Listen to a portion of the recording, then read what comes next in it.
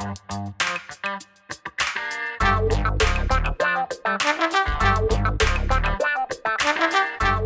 guys, Montel here, and thanks so much for tuning in to this edition of Let's Be Blunt with Montel.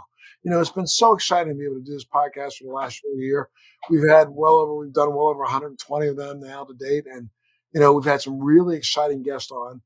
But this is going to be, I think, a very special edition of Let's Be Blunt with Montel. Why? Because though I have thought about it and we've discussed it, as a matter of fact, about a week and a half ago, we had a guest on from Scotland who literally was talking about the issues that she was running into trying to find effective medication for her child. And we've already gotten, pretty amazing response from that podcast, because a lot of people don't know what's going on in the rest of the world. And we have an opportunity today to find out about some other places in the world, really one in particular, Africa. And I got to tell you something. When the idea came up to interview the guest that we have, it took me a little back for a second, because I was like, wait a minute, Africa and cannabis. Africa and cannabis. Oh my goodness. That's one of those things that I've never thought about, but I should have thought about. And then when I think about, why is it not something that a lot of other people are discussing? Mm-hmm. Cannabis had to be, and hemp had to be, a part of the fabric of Africa when you take a look at the fact that, just to mention, when our slave ships, and not ours, when slave ships went to Africa, they were sailing on hemp sails using hemp rope. Most of the sailors and people who were the crew members were in hemp clothing, and that hemp clothing didn't only come out of Europe. So why have we never discussed hemp, cannabis in Africa? And so to have an opportunity to do so today, I'm just really kind of blown away and really excited. So my guest today is an entrepreneur who has got a background in investment banking and strategic business development. He earned his bachelor's degree of sociology and African studies from Hamilton College and his MBA from the University of Michigan. Having decades of experience doing business in Africa, he's on a mission to build the foremost vertically integrated cannabis company on the African continent. His company is called Helios Global, and he's awarded his initial license back in 2019 from the Kingdom of Lesotho Ministry of Health to cultivate, process, package, export cannabis products from the capital of Maseru to the world. Darin Hickman, thank you so much, sir, for being a part of Let's Be Blunt today with Montel. Hey, Montel, thank you so much for having me join today. I'm really excited. I am so excited, my friend. First off, again, as I just discussed, it's really, I seem kind of dumbfounded that I've never thought about cannabis in the African continent. And then when I think about it even more, I wonder why it has not been more prevalent in the African continent. I would think from a agricultural growth standpoint, this would be an easy product, hemp, to grow on the African continent. Number one. And number two, it would have just had its natural benefits from the hemp standpoint. Let's skip before we talk about the cannabis, or we talk about the marijuana standpoint. The hemp standpoint, I don't understand why it has not been an integral part of the fabric of African agriculture. Introduced to Africa approximately 1,000 years ago. That's right. Over 1,000 years from Asia. That's right. But was it really only introduced from Asia 1,000 years ago, when we really stopped to think about the fact that hemp and cannabis made its way into the Middle East, into the areas around, Syria, Israel, which wasn't Israel then, but, Palestine back then. Hemp has always been a part of the natural fabric or agriculture in those areas. When you look at some of the plants and some of the types of plants that were grown in those areas, some would say that, 2,000 years ago, the wise men took a little hemp to the baby Jesus. And, the anointing oil that Jesus was used has been argued back and forth that it was hemp based. Mm-hmm. So did the rest of the continent not have an opportunity to deal with it, or what was going on? I just don't understand. Well, the rest of the continent, as you said, it's been there for over 1,000 years. It was introduced by Asia, but it also did come into the Middle East, particularly into North Africa. But with respect to the rest of the continent, over those 1,000 years, it's made its way throughout the continent. It's been used for religious ceremonies. It's been used medicinally. It's been used recreationally, and as you've alluded to, with respect to hemp, it's been used, industrially in many ways. So it's always been here in some capacity. But like much of the rest of the world, around 1925, with the whole Geneva Convention, it also became illegal. Africa followed suit, much like the rest of the world, But, and criminalizing it. but that's one that goes me a little bit also because the United States didn't make hemp in cannabis sales illegal until 1937, the 1937 Tax Act. So that means that Africa jumped aboard this way earlier. And the rest of the world, there were some areas of the world that thought that, cannabis was some foul product that should be put in the same category as opioids and opium and all those things. But the rest of some of the rest of the world didn't think that. It took the United States to get a lot of this planet to outlaw the sales of hemp internationally after Mm. 1937. But Africa, I guess, outlawed this earlier. Is that right?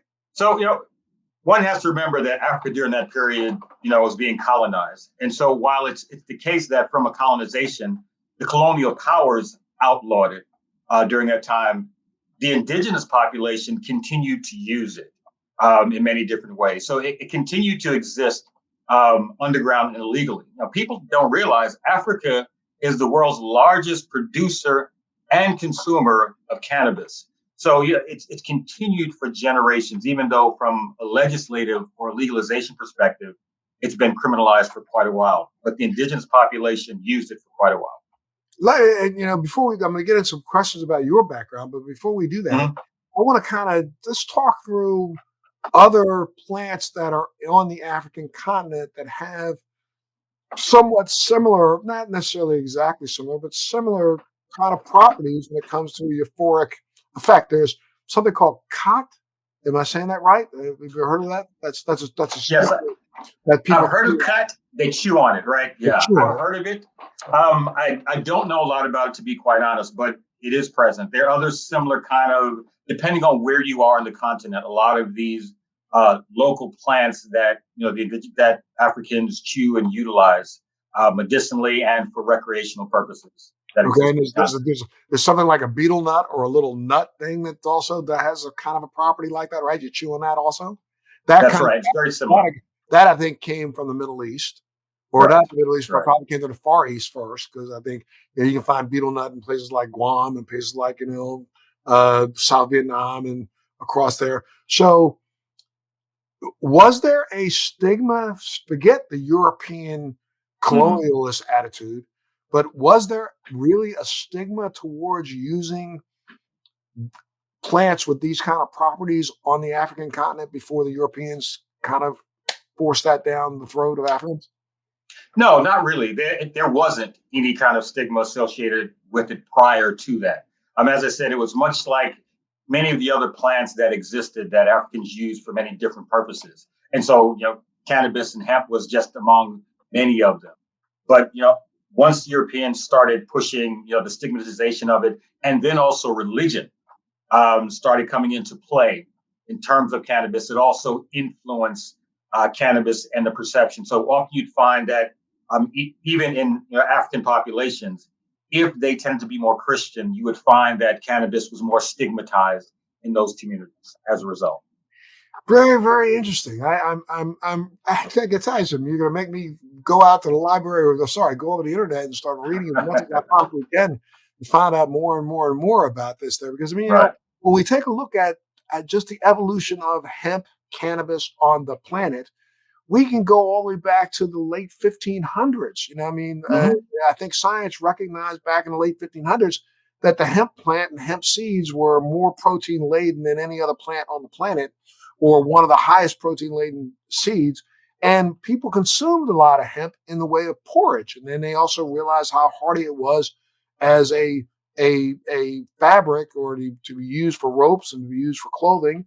And I mean, a lot of people think that the United States of America was built on the back of tobacco and cotton, but it was built on the back of hemp. Hemp, yes. When the colonies were first formed, you were considered unpatriotic if you didn't grow hemp as a farmer. Mm-hmm. That's quite right. That's quite Sure. right. And so Africa didn't have that stigmatization for a long time. But as I said, as that European influence continued to spread in many of the areas, that stigmatization did increase. But people still continued to use it, but in an official capacity, it was Yeah. looked down upon. That's insane. I mean, because I look back and looking back in time, it was a natural thing for all of our forefathers grew hemp. I mean, when they took a look at Benjamin Franklin's pipes that were on his desk in the Smithsonian Institute, scraped them out and realized the homeboy was catching a little buzz every now and then. So it was. I mean, but you also have to remember and think in terms of what life was like on this planet. We didn't have air conditioning. You didn't have heat. You didn't have any people are still going out in the woods and wiping their butts with leaves. With leaves, So that's right. yeah, so I mean, life was hardy and tough. Most people in the United States or in the colonies, the water that they drank was 2.3 to 2.6% alcohol. That's Because right. I actually wasn't aware it was that high. correct. Well, you know what? To Wow, be able to kill off some of the bacteria and some of those makes sense. that stuff, they had to be around a 2.56 level. Mm-hmm. You know what I mean? Some people say that it could have been as high as 3.2. I don't think so. I think it was more in the 2 point. They just got a alcohol base going that they knew that in consuming water they wouldn't get sick. That was the bottom line. Right. Because you couldn't go to a stream and grab a cup of mouthful of water and walk away Mm-hmm. without getting some dysentery or something. That's Because right. You're rolling the dice when you did something like that. correct. So when we look back at Africa, and you being in the business of hemp cannabis in Africa, have you taken a deep dive looking back historically in the 1500s, 1600s, 1700s to take a look and see what it was like and what the attitudes were about it then and how it was part of the fabric of the society? Well, in terms of how it's part of fabric society, I haven't gone that in depth. I've definitely, taken a look at the historical impact of cannabis on the continent and its pathway and its growth and its usage. But you alluded to before, often being used as porridge in some nations. I have not seen that. I'm not saying that hasn't occurred on the continent, but in terms of my studies, I haven't come across that. But yes, we've had to take a deep dive to understand even culturally the place of hemp in the African community here. So we've done that kind of research. Gotcha. So let's back up a little bit first.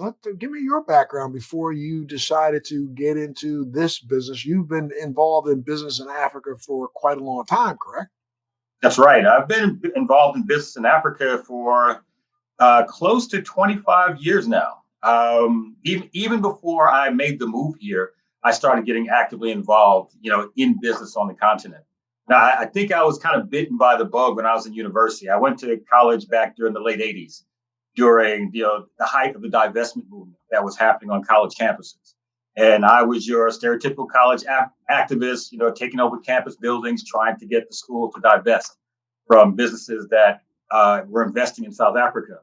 And went to school with a couple of South Africans at that point.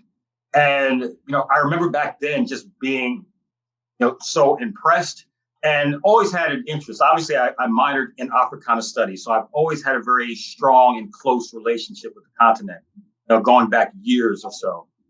And I think going to school during the late 80s, I remember distinctly when Mandela was released from prison, when I was in college and living in the Afro-Latin Cultural Center and being woken up, one afternoon, one late morning by the South African students celebrating, on campus that, he had been released. And so the bug bit me then. And I saw the opportunity, on the continent. If you think about emerging markets, I always saw the continent really as the last real emerging market and the best, opportunity for long-term growth. And so even going to the University of Michigan, I got my MBA from the University of Michigan. The reason I went to the University of Michigan is it had the only MBA program in the United States that actually puts you on the ground in Africa in order to get, on the ground experience and skills. And so the interest has always been there. But, I did make the move at first. After I got my MBA, I went and did, as you mentioned, the investment banking thing. I joined JP Morgan and did that for a couple of years. And as much as I enjoyed it, I was looking for something more. And back in 2000, I have a cousin who lives in Johannesburg, and I'll try to give you the real short version of it. But I have a cousin who lives in Johannesburg. And at the last minute, he mentioned, hey, I'm getting married. You want to come over, for my wedding? And so I flew over, for his wedding. No plans, just to celebrate and come back home, get back to work. But it's amazing how when you get away from your day-to-day life, you get clarity. And I had that internship when I was getting my MBA in Windhoek, Namibia. So it developed a pretty good relationship in Southern Africa. But on that trip, literally one day I'm on a bus with the family on this outing. And I just said, hey, I've always wanted to do this. The longer I stay in New York, the more I put down roots, the more difficult it becomes to make that move.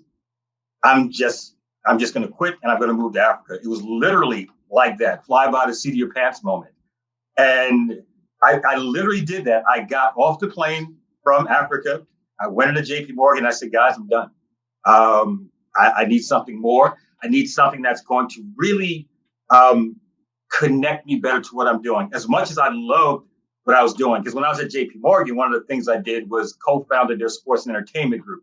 And I was working with young Black men, who had this high income, making a significant amount of income, but they were not able to translate that into wealth. And I'm sure you've heard the statistic, 70% of professional athletes, when they're done, their career is over within 5 years. They're in financial trouble or bankrupt. And so I saw an opportunity to help. But as much as I enjoyed that, that pull of the continent was strong for me. As I said, I saw the upside there.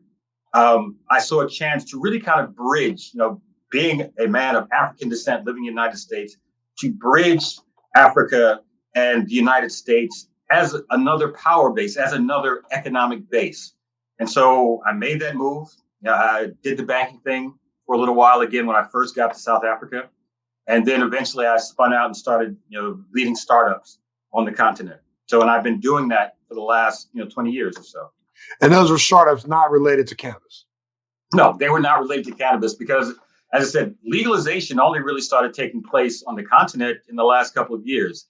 Lesotho legalized the commercialization of cannabis in 2017, but only for export, processing and export, not for internal use within the country. And Lesotho was the first African country to do that.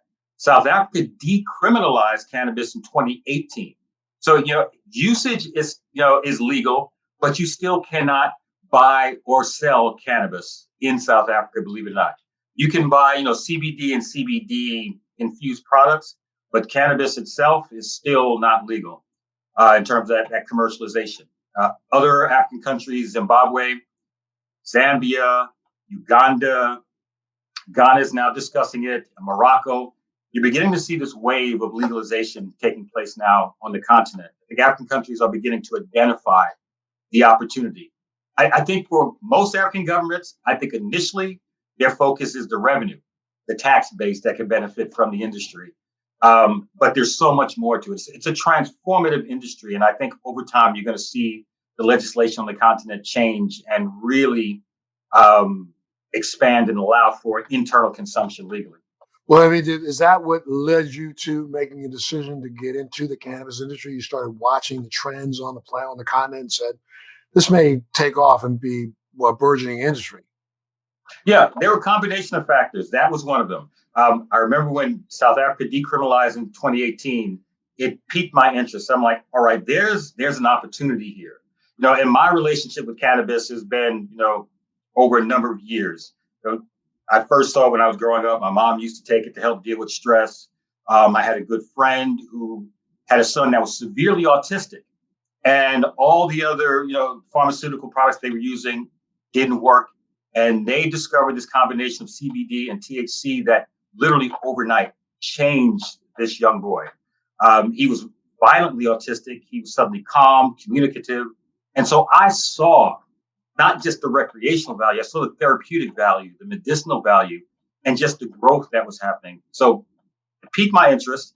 Then towards the tail end of 2019, a couple of colleagues that I've been working with over the years on the continent reached out to me and said, "Hey, listen, we've got this great opportunity. We have a license in Lesotho to cultivate, manufacture, and export cannabis." And so I was like, "Sounds interesting, but let me first take a look at this and first better understand what's really going on before I take the leap." And what I identified was kind of four converging themes that really made me decide to do this. One is just the growth. I mean, everybody knows right now the cannabis industry globally is just growing just ridiculously, and that's still with legalization not being ubiquitous yet. So it's growing significantly. I saw increasing commoditization as this industry grows and growing methods become more standardized, and you start seeing cannabis being used more for, particularly for inputs into other products. I saw some downward pressure on the cultivation, the pricing of cannabis. Africa is well positioned to be a low production cost jurisdiction. I think arguably the lowest in the world. I think the only other place that might come close is South America. Or So China. I saw, and yeah, clearly China.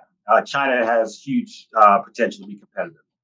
Um, I saw a significant opportunity with Africa to really enter this space. Just the climate here, the amount of arable land, the generations of expertise and skill in cultivating cannabis, the lower labor cost. All said, all right, this is going to be where companies that want to grow on a large scale and at a low cost, they're going to have to look at Africa as a viable place to do so. So that happened. Obviously, I saw the legalization process taking place on the continent. And a lot of people, traditionally look at Africa just as a place to, extract natural resources. I think the African continent itself as a market has huge potential. I mean, it's the fastest growing population on the planet. It has the youngest average population, the middle class, the fastest growing middle class. And so in terms of being a consumer market, this is going to be the place to be, the next 10 to 15 years in terms of, the growth of the cannabis industry. And Well, then just, sorry, go ahead. Sorry, didn't mean to interrupt you, but talk a little bit about among this new generation, among the millennials, among the Xers who are all growing up now. Is cannabis becoming a viable alternative to alcohol? And what were the attitudes on the continent when it came to alcohol? There's so much I don't know about Africa that I need to know and really make myself understand. But it's like here in the United States, I think we have force fed alcohol generationally, through college campuses and to our, it's part of the plan. Right. You can't leave out of college without having understood how to get drunk. You know what I mean? And then that's how you perpetuate sales when people leave. Right. But now, especially even during COVID, we've seen, a rise in cannabis consumption here on this continent. It's probably one of the only recession-proof industries in America right now. There's more employment opportunities in America than we've seen in some municipalities. There's more employment in the cannabis space than there is in the police space or the civil servant space. So what's going on in Africa? And let's just talk about Lesotho. I mean, though you can't sell there, is there a market for it on the streets? Is there? There's always been a market for cannabis in Africa. As I said, Africa is both the largest producer and the largest consumer of cannabis on the planet. So the market has always existed here, albeit just illegally. The black market has existed. So it's always been here. I think what you're beginning to see now is just greater acceptance of, the therapeutic value and relative to alcohol. It's interesting you bring up alcohol. That relative to alcohol, the side effects are so much. There's just so much fewer than what you would see with alcohol.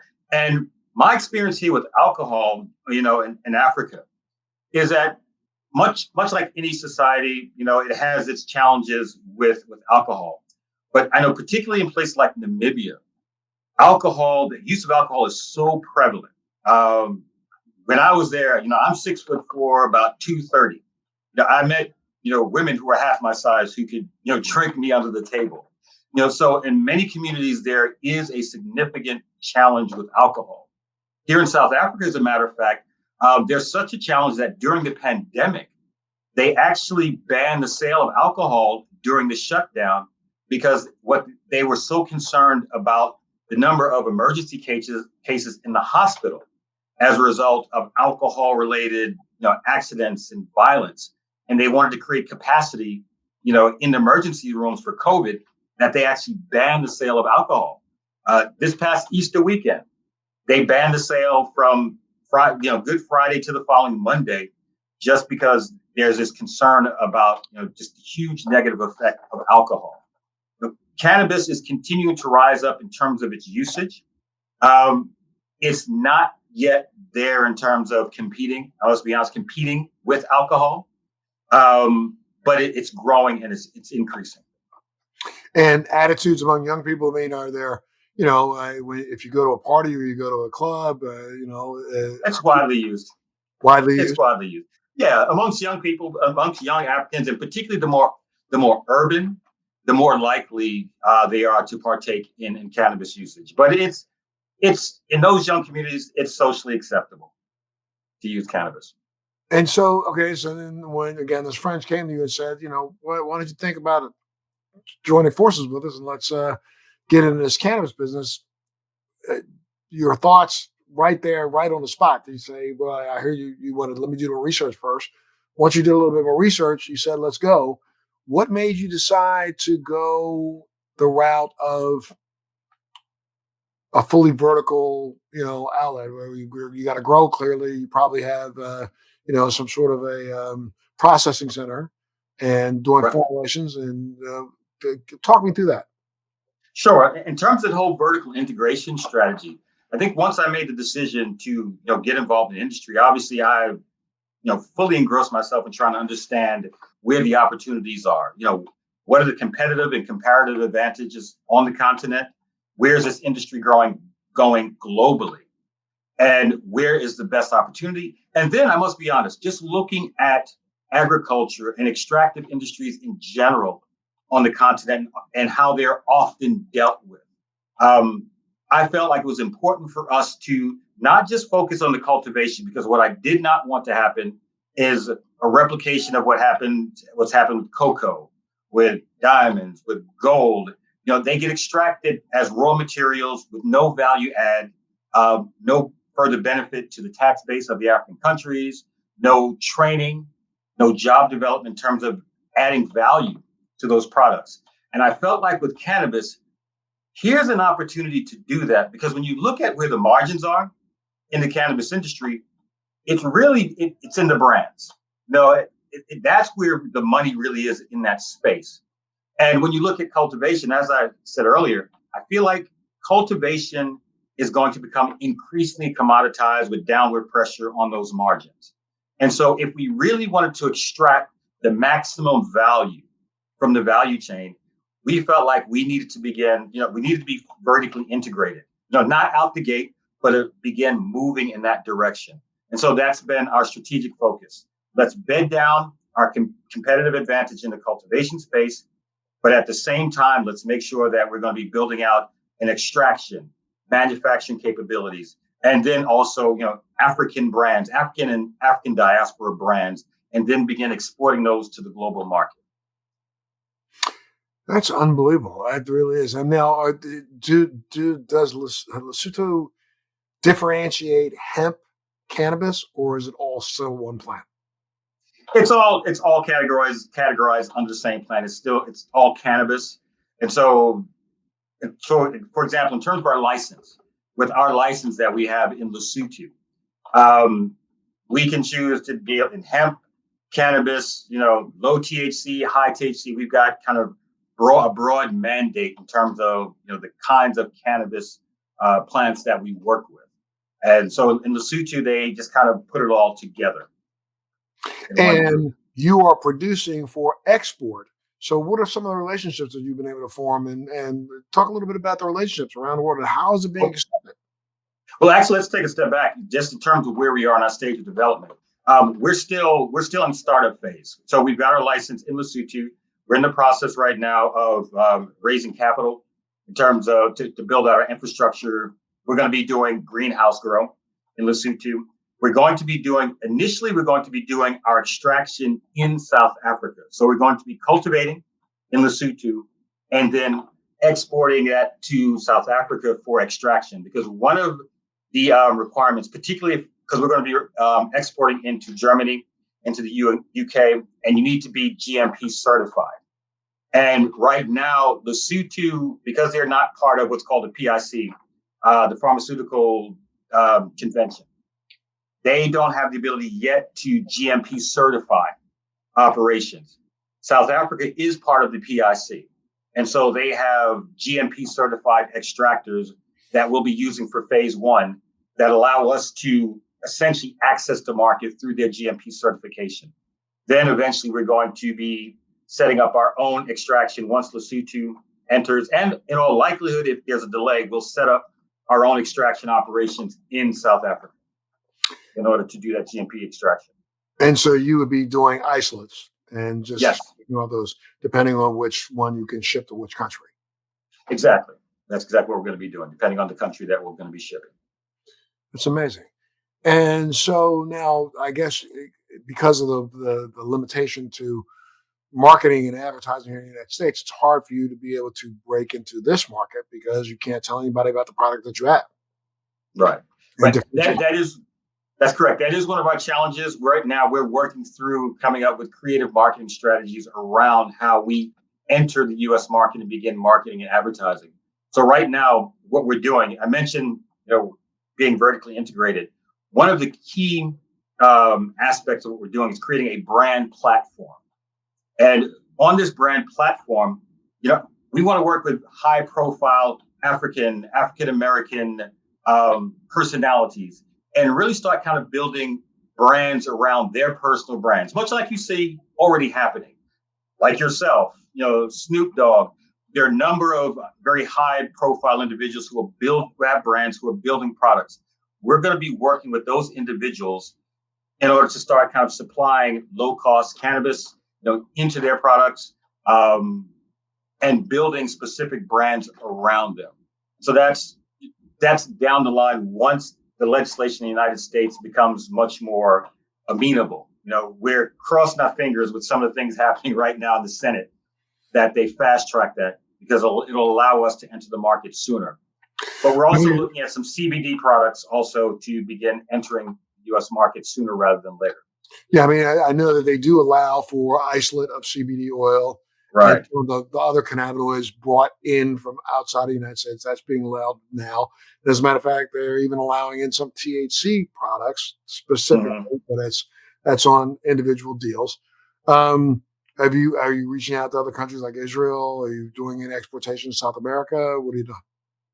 We're reaching out to Israel, so we're building relationships in Israel.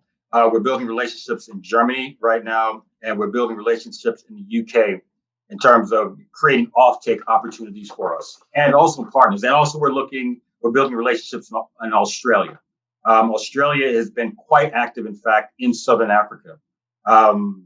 Outside of Israel, I think Australia has been, or Canada, Australia has been the most active in Southern Africa in the cannabis space. So some of our key advisors, in fact, are Australian. As we're growing out and building our concept development, we're working with Australians in terms of setting up some of that and leveraging some of their technical skills and expertise. And are you now, again, I know that you say you've got the mandate or you are allowed to grow a broader spectrum of different plants, but now you started venturing into looking to growing like hemp specifically for a lot of the new usages of the hemp fiber. I mean, hemp fiber can be used in hempcrete. Hemp fiber can be used in even electrical storage because they're using hemp fiber to replace graphite in batteries. Are you venturing down that path, or are you looking more for the consumer version, a consumption version of cannabis? In the short run, we're looking at the consumption version. Clearly, the hemp is on our radar screen.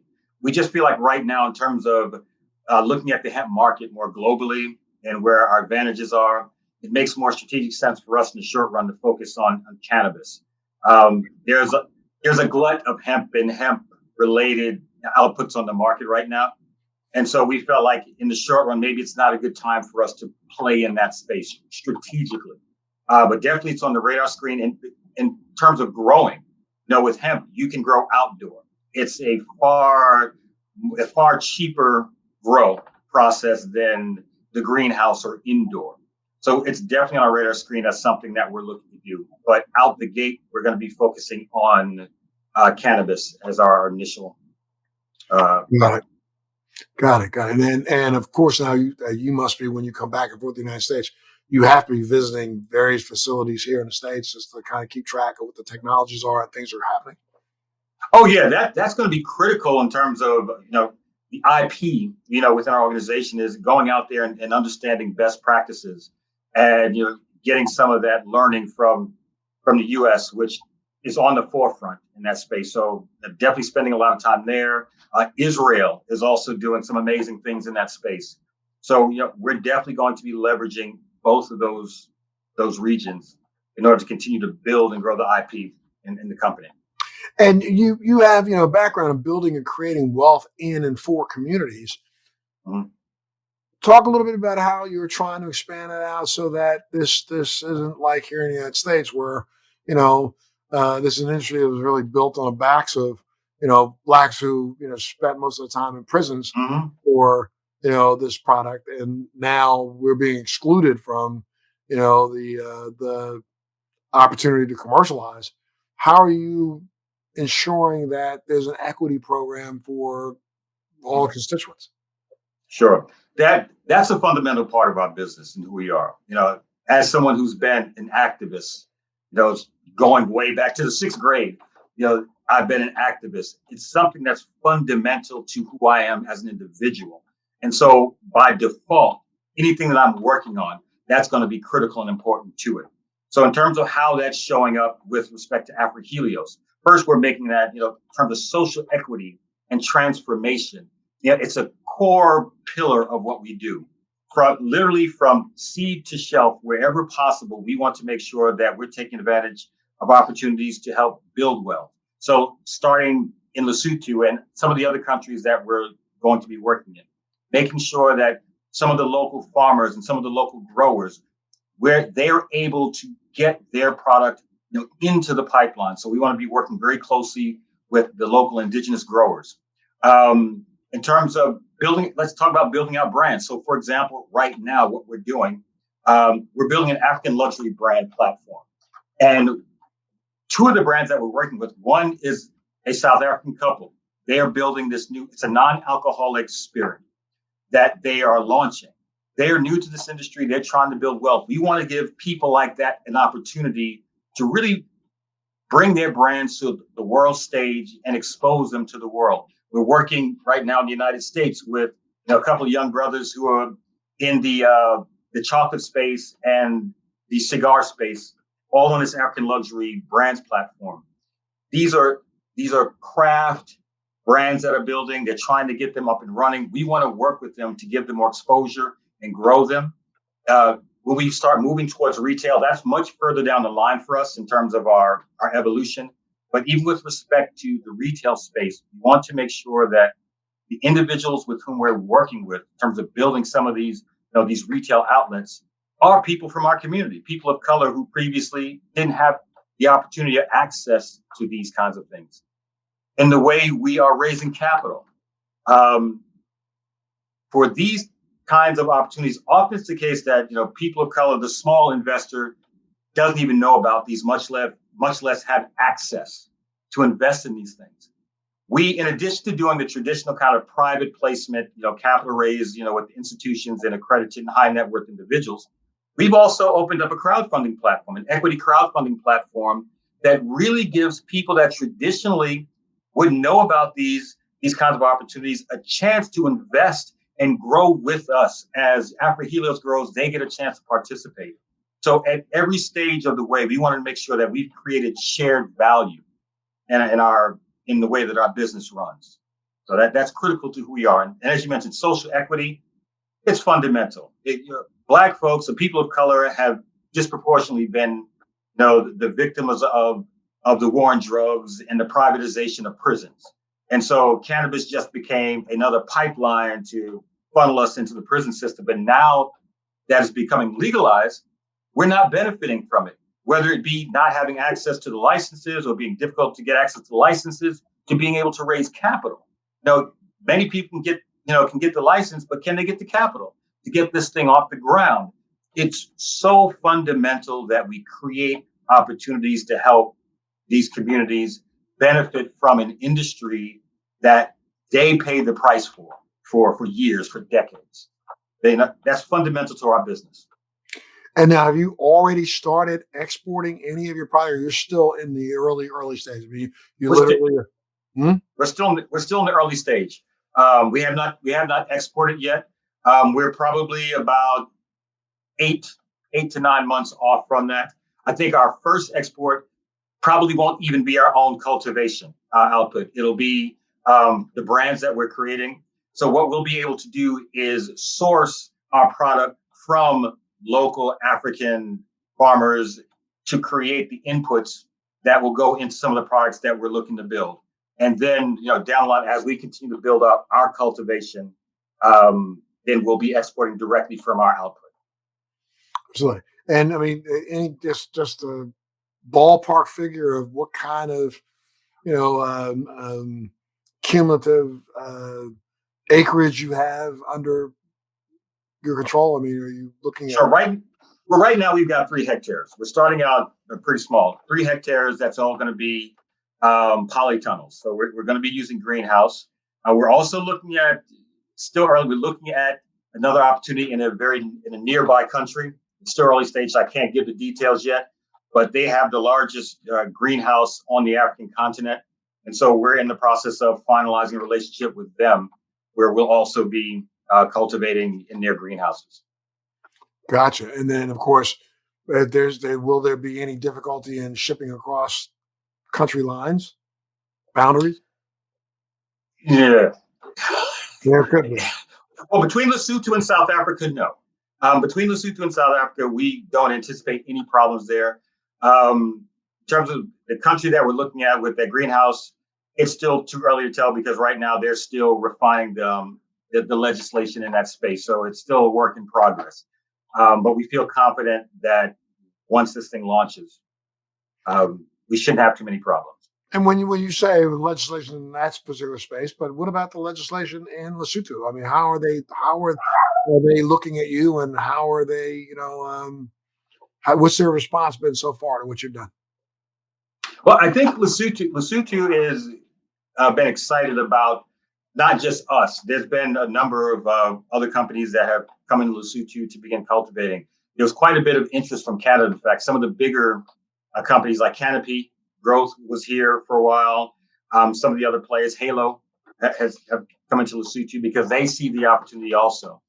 What's happening right now with Lesotho is they're continuing to evolve their legislation.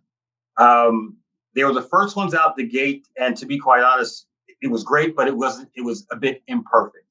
They didn't have a model really to work from, so they have been really trying to evolve their legislation based on learning, what's happening with the companies on the ground at the moment, what's working, what's not working, and how do they continue to tweak their legislation over time to make it more amenable to cultivation and particularly more amenable to raise capital and to export to the world market. So I mentioned before that pharmaceutical convention.